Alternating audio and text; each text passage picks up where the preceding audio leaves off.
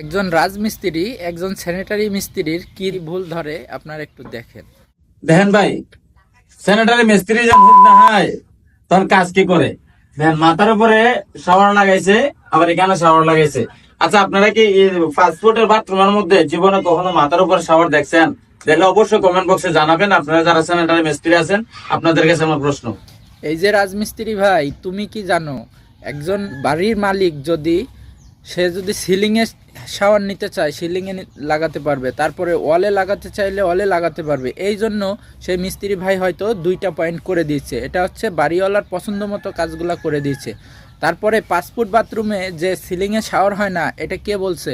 ছোট বাথরুমেও সিলিংয়ে শাওয়ার হয়। তাহলে আমার পাশে যে পেছনের দেয়াল থাকবে, দেয়ালের সাথে পানিটা লাগবে না, ওপর থেকে পানিটা পড়াই সবচাইতে ভালো। তুমি কি জানো? তুমি তো হচ্ছে রাজমিস্ত্রি।